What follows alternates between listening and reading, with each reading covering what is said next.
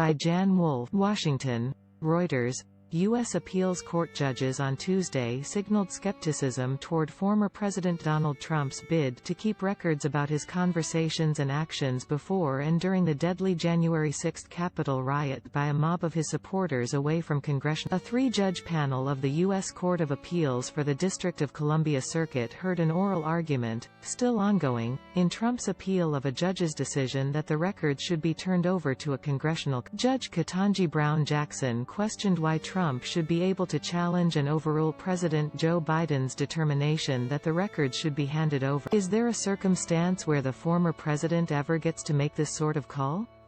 Asked Jackson, seen as a possible future Supreme Court nominee for Biden. Clark argued that a 1978 law called the Presidential Records Act gives Trump that power. I don't see that in the statute, Jackson responded. The House of Representatives Select Committee investigating the riot has asked the National Archives, the U.S. agency housing Trump's White House records, to produce visitor logs, phone records and written communications between his advisors. The panel has said it needs the records to understand any role Trump may have played in fomenting the Judge Patricia Millett also asked why a former president's determination should overrule one by the current president.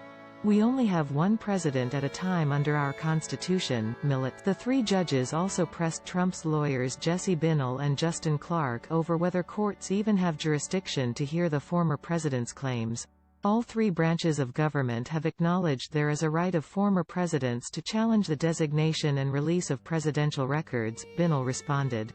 Trump sued the committee and the National Archives to try to prevent the release.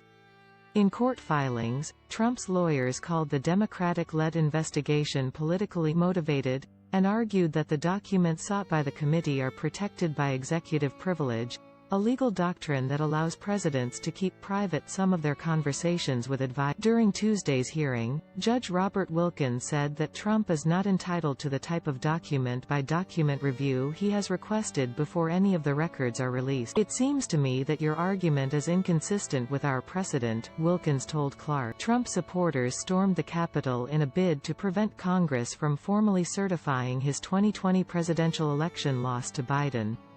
Shortly before the riot, Trump gave a speech to his supporters repeating his false claims that the election was stolen from him through widespread voting fraud and urging them to go to the Capitol and fight like hell to stop. U.S. District Judge Tanya Chutkan on November 9 rejected Trump's arguments, saying the Republican former president had not acknowledged the deference owed to Biden's determination as president that the House committee could access them. While broad, these requests, and each of the other requests made by the committee, do not exceed the committee's legislative powers, Chutkan said in her decision.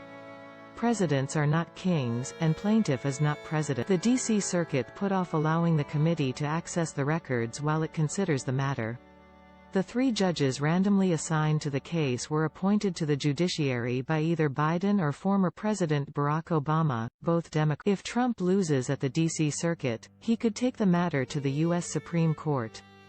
Trump's former chief strategist Steve Bannon already has been charged with 2 counts of contempt of Congress for defying the committee, pleading not guilty. Reporting by Jan Wolfe.